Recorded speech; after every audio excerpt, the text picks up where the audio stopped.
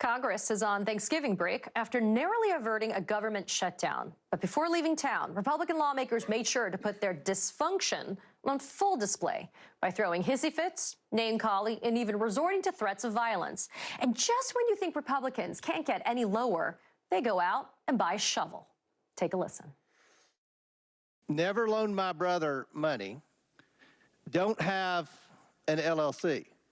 But you and Goldman, who is Mr. Trust Fund, continue to try to reclaiming my time. No, I'm not going to give you your time back. We can stop the clock. You all continue to, you look like a Smurf here just going around and all this stuff. Yeah, I was standing in the hall doing an interview with her, and Kevin McCarthy walked by and elbowed me in the kidneys as he walked by. And I kind of caught me off guard. You felt it was on purpose and not an accident? Oh, it was 100% on purpose. I did not run and hit the guy. I did not kidney punch him. I did not shoot anything like that. You didn't shove him? No, I did not go up. If I would hit somebody, they would know I hit him. Sir, this is a time, this is a place. If you want to run your mouth, we can be two consenting adults. We can finish it here.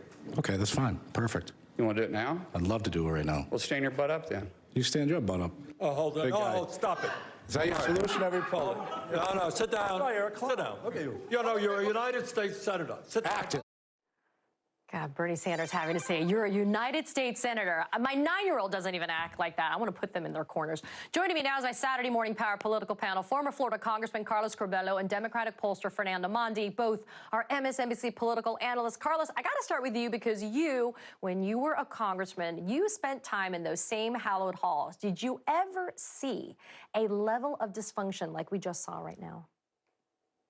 No, Katie, and good morning. I wish I could be with you. I'm traveling with the family, but certainly it is impossible to overstate the level of anger, resentment, distrust, and ire that exists, particularly in the House Republican Conference, due to all of the conflicts, all of the infighting that we have seen in recent weeks. There's members like Matt Gaetz and others that have really incited extreme passions in some of their colleagues, and this is all now spilling out into the public. Look, Congress is not, a chapel, and there's always conflict and there's always people who don't get along, but typically that doesn't bubble up to the surface. That gets resolved privately. But the level of anger and frustration is so high right now that the public is is able to observe just exactly how much trouble these House Republicans are having getting along.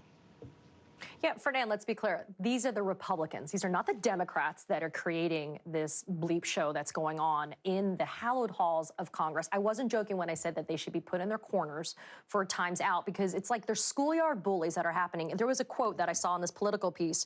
Same clown car with a different driver. Does this speak to the fact that House Speaker Mike Johnson can't even control his own party as the House Speaker? I think that's part of it. The other part is that this is just the, this is the Republican Party today, Katie, as you mentioned. Congressman Curbelo talks about frustrations being at a high point. There are frustrations also in the House Democratic caucus. There are tensions.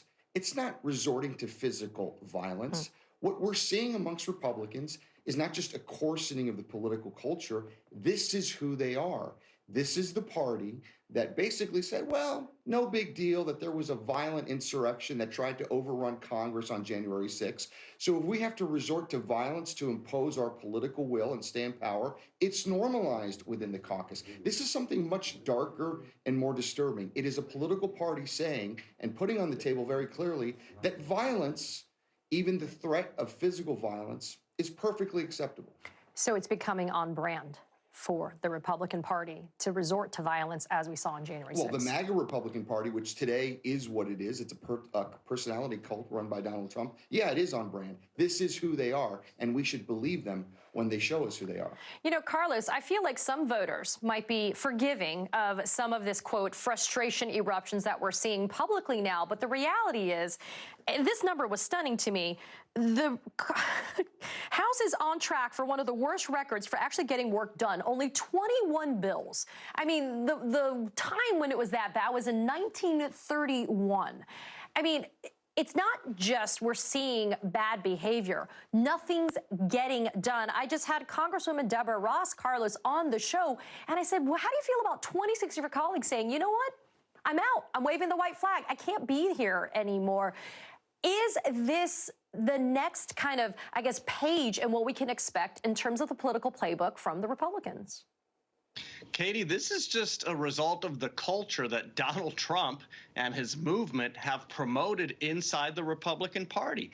People refusing to compromise, refusing to act as a team, refusing to come together despite their differences. I mean, that's why the House cannot pass bills. Speaker Johnson, a new speaker, had to withdraw bills from the floor this week. Why? Because House Republicans refused to come together to pass these bills. But this is the kind of conduct that Donald Trump has signaled is okay. This is the kind of conduct that he's promoted. So this MAGA movement has divided the Republican Party to a point where it cannot pass bills in the House despite having a majority. Granted, it's not a big majority, but Democrats last term had a slim majority as well, and they did not have these issues. So the Republican Party, again, has to look in the mirror and say, who do we want to be? Do we want to be this Donald Trump-inspired party that gets a lot of headlines for all the wrong reasons but can't actually move legislation?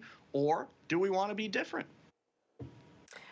Fernand, the next GOP debate, December 6th in Tuscaloosa, Alabama. DeSantis having a womp-womp moment because the latest new Monmouth University Washington Post poll has Trump at 46%. This is the New Hampshire primary. Nikki Haley, 18%. Chris Christie at 11%, Vivek Ramaswamy at 8%, and DeSantis at 7%. I will say womp womp again for DeSantis.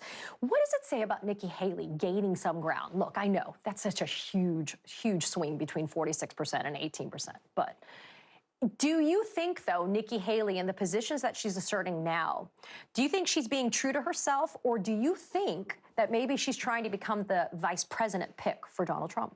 It's hard to see how she chooses to be Donald Trump's vice president, Yeah, even if that consistent. offer is extended. Yeah, I think she's gone a little bit too far from him and divorced herself from his rhetoric enough where it would make her unacceptable. I still think Trump is going to do something like, Carrie Lake, Marjorie Taylor Greene, something to just give the middle finger again and show what he is. He doesn't care about the vice presidency. He doesn't think about it in the constitutional terms of the constitutional order. The vice president is someone who is there simply to reflect the glory of Donald Trump. So I don't see him pick someone like Nikki Haley. Having said that, I think Donald Trump should keep his eye on Nikki Haley's ascent. This is starting to be a little bit of a problem because before there really was no one rising to the surface as a challenger. Now with Nikki Haley having lapped Ron DeSantis, womp womp, we're going to see, I think, in this next debate, her assert herself even more. It's why DeSantis and his campaign are going all in on trying to take her down, which we saw this week. There was a little tete-a-tete that they had. I think that'll continue in Alabama.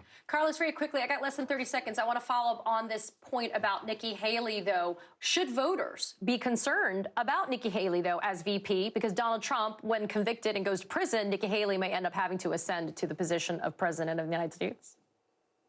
Well, I think Donald Trump should be worried about Nikki Haley because if she's given the opportunity to face off with him one-on-one in some of these states, I do think Nikki Haley can give him a run for his money. And I think most Americans would agree that a Haley presidency would be better than a Trump presidency. So Donald Trump looks very strong right now, but the one candidate who could wrestle away this nomination from him is Nikki Haley.